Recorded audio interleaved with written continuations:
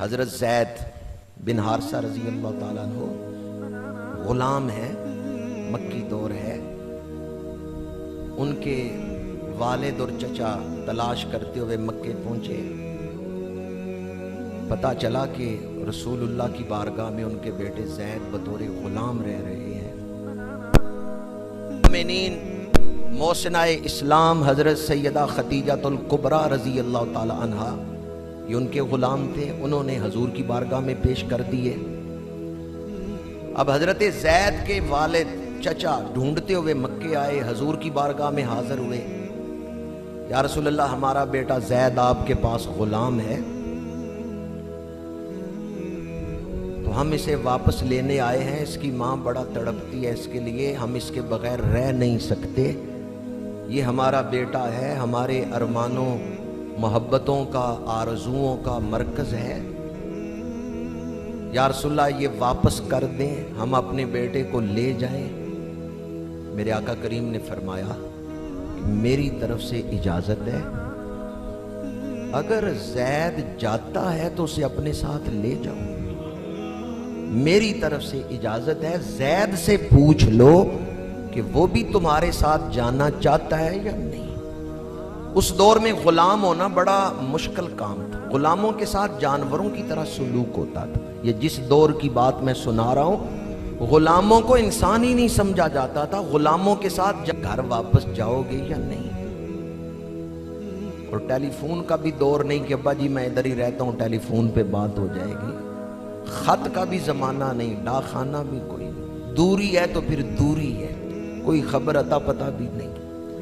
اس دور میں باپ پوچھ رہا ہے میں تمہیں لینے آیا ہوں، تمہاری ماں تمہارے بغیر تڑپتی ہے، چلو واپس گھر چلو۔ حضرت زید نے جو جواب دیا ہے، ہزاروں سلام ان کی محبت کو، جو ریت کے ذرے حضرت زید کے قدم چوم رہے تھے، ان کا صدقہ اللہ ہمیں بھی عشق رسول کا کوئی ذرہ عطا فرما دے۔ حضرت زید نے جواب کیا دیا اپنے والد کو، فرمایا آپ چلے جائیں، میں حضور کو نہیں چھوڑ سکتا، میں حضور کے پاس ہی رہوں گا۔ چشم فلک نے یہ منظر دیکھا، حقیقی باپ، حقیقی چچا حضرت زید کو چھوڑ کے اکیلے واپس جا رہے ہیں، اور حضرت زید نے حضور کا قرب نہیں چھوڑا۔ رشتے تمام توڑ کے سارے جہاں سے ہم وابستہ ہو گئے ہیں تیرے آستاں سے، این را کلو مول نہ مڑساں توڑے تن تھیوے سو ٹکڑے، اور فریدہ حاجت نہ ہی اسیں ہک دیدار دے بکڑے۔ میں نے دو مثالیں آپ کے سامنے دی ہیں، ایک صحابہ کرام سے، ایک امہات المومنین سے۔ انسانی زندگی میں دو کیفیتیں ہوتی ہیں، دو مرحلے ہوتے ہیں، ایک گھر سے باہر کی زندگی، ایک گھر کے اندر کی زندگی۔ گھر کے باہر کی جو زندگی ہے وہ بھی اتنی خوبصورت ہے کہ جناب زید یا دیگر صحابہ تکالیف برداشت کر لیتے ہیں، حضور سے دوری نہیں برداشت کرتے۔ اور گھر کے اندر کی زندگی کتنی خوبصورت ہے۔ عام طور پہ گاہک آئے نا دکان پہ، تو دکاندار کے لیے اچھے اخلاق کا اظہار کوئی مشکل کام نہیں ہے، کیونکہ اس کو پتہ ہے 10-15 منٹ گاہک نے رہنا ہے، چلا جانا ہے۔ مہمان آ جائے، آپ کو پتہ ہے گھنٹہ 2 گھنٹے بیٹھے گا، چلا جائے گا۔ میزبان کے لیے مہمان کے سامنے خوش اخلاقی ظاہر کرنا کوئی مشکل نہیں، پتہ ہے 2 گھنٹے بعد مہمان نے چلے جانا ہے۔ مشکل تو وہاں ہوتی ہے جہاں ہمہ وقتی رفاقت ہوتی ہے، جہاں دن کو بھی ساتھ ہیں، رات کو بھی ساتھ ہیں، دکھ میں بھی ساتھ ہیں، سکھ میں بھی ساتھ ہیں، وہاں خوش اخلاقی کو قائم رکھنا یہ مشکل ہوتا ہے۔ گھر کے اندر کی جو زندگی ہے وہاں خوش اخلاقی کو قائم رکھنا یہ مشکل ہوتا ہے۔ لیکن میرے آقا کریم صلی اللہ علیہ وآلہ وسلم کی یہ شان ہے کہ وہ ازواج مطہرات جو ہمہ وقت گھر میں رہتی ہیں، وہ حضور کی عظمت کردار کی گواہی دے رہی ہیں، وہ حضور کے ساتھ رہنا چاہتی ہیں، وہ حضور کے قرب میں رہنا چاہتی ہیں، اور اس کے بدلے میں دنیا کا ہر دکھ برداشت کرنے کو تیار ہے۔ میرے آقا کریم صلی اللہ علیہ وآلہ وسلم کا قرب اور اور جو آیت میں نے ابھی پڑھی آپ کے سامنے سورہ احزاب کی، اس میں ہے وَإِن كُنتُنَّ تُرِدْنَ اللَّهَ وَرَسُولَهُ وَالدَّارَ الْآخِرَةَ فَإِنَّ اللَّهَ أَعَدَّ لِلْمُحْسِنَاتِ مِنكُنَّ أَجْرًا عَظِيمًا۔ ازواج مطہرات سے فرمایا اگر تم اللہ کو چاہتی ہو، اللہ کے رسول کو چاہتی ہو اور آخرت کو چاہتی ہو، اب رہنا حضور کے پاس ہے، رہنا حضور کی خدمت میں ہے، فیصلہ صرف حضور کے قرب کا کرنا ہے۔ اور قرآن نے 3 چیزیں بیان کی ہیں، اللہ، اللہ کا رسول اور آخرت۔ اس سے پتہ چلتا ہے حضور مل گئے تو اللہ بھی مل گیا، آخرت بھی مل گئی۔ وَإِن كُنتُنَّ تُرِدْنَ اللَّهَ وَرَسُولَهُ وَالدَّارَ الْآخِرَةَ، 3 چیزیں بیان ہوئیں۔ اگر تم اللہ کو چاہتی ہو، اللہ کے رسول کو چاہتی ہو اور آخرت کو چاہتی ہو، اب اختیار انہوں نے قرب رسول کو کرنا ہے۔ دنیا کی آرائش زینت اس کو چھوڑ کے قناعت اختیار کر کے قرب رسول میں رہنا ہے، اور اس کے بدلے مل کیا رہا ہے؟ اللہ مل رہا ہے، آخرت سنور رہی ہے، مل گئے مصطفیٰ، اور کیا چاہیے؟ فضل رب العلا، اور کیا چاہیے؟ جسے حضور مل گئے اسے سب کچھ مل گیا۔ با مصطفیٰ بے رساں خے شرا کے دی ہما اوست، اگر با او نہ رسیدی تمام بو لہا بیست۔ گفتگو کو سمیٹ رہا ہوں، ثم لتسألن یومئذ عن النعیم۔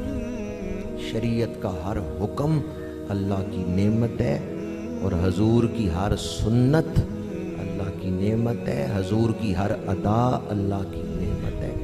جب کبھی آپ زندگی میں حضور کی سنت کو چھوڑیں یا اللہ کے حکم کو توڑیں تو یہ بات ذہن میں رکھیں کہ آپ نعمت چھوڑ کے عذاب کو دعوت دے رہے ہیں، آپ سکون کو چھوڑ کے بے چینی کو دعوت دے رہے ہیں۔ حقیقت یہ ہے چاہے آپ ساری زندگی ریسرچ کرتے رہیں، تحقیق کرتے رہیں، نتیجہ یہی نکلے گا سچی لازوال کامیابی ہے تو قرب رسول میں ہے۔ اور قرب رسول کا آسان راستہ درود شریف ہے۔ درود شریف قرب رسول کا سب سے آسان راستہ ہے اور مجرب وظیفہ ہے، یقینی وظیفہ ہے۔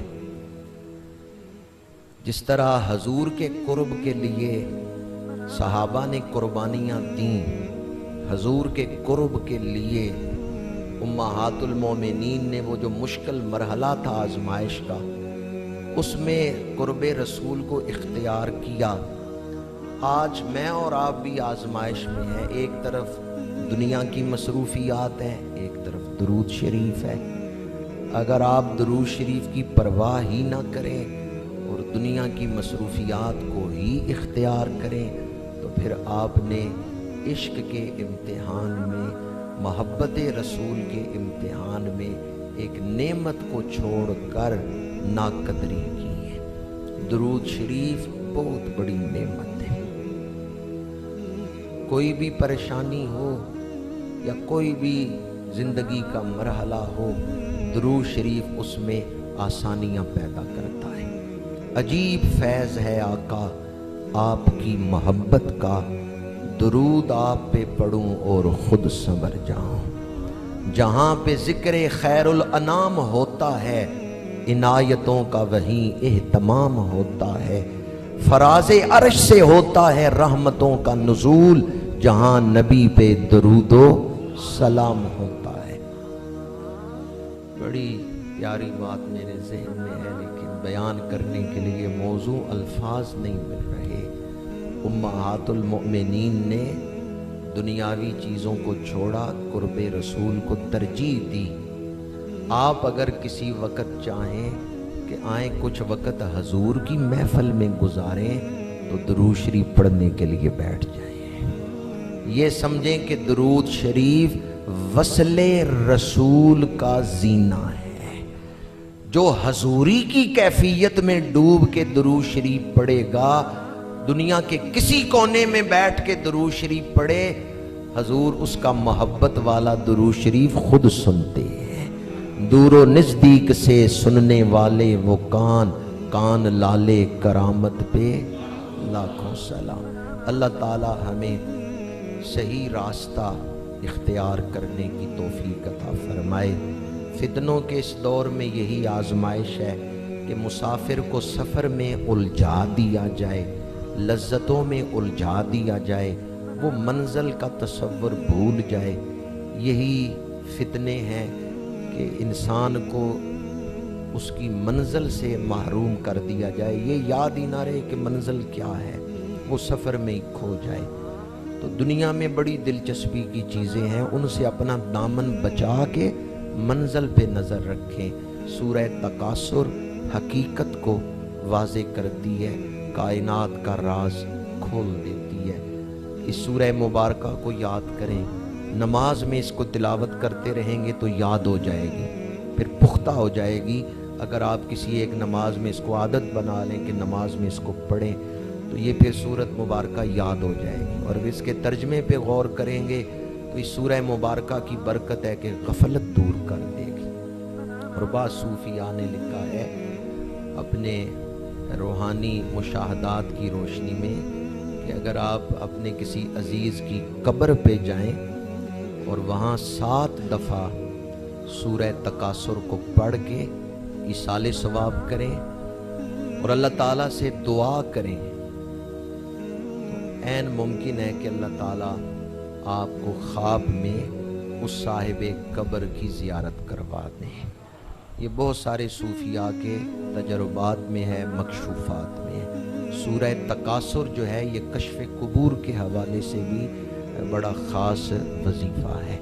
बाज़ लोग तड़पते हैं इतना अरसा हुआ फ़लाँ अज़ीज़ फोत हुआ है, तो कभी ख्वाब में भी ज़ियारत नहीं हुई। अगर उसकी कब्र पे जाके 7 दफ़ा सूरह तकासुर तिलावत करें, इसाले सवाब करें, फिर अल्लाह की बारगाह में दुआ करें, ऐन मुमकिन है कि अल्लाह ताला इसकी बरकत से साहिब कब्र से रूहानी मुलाकात करवा दे, ख्वाब में उसकी मुलाकात हो जाए।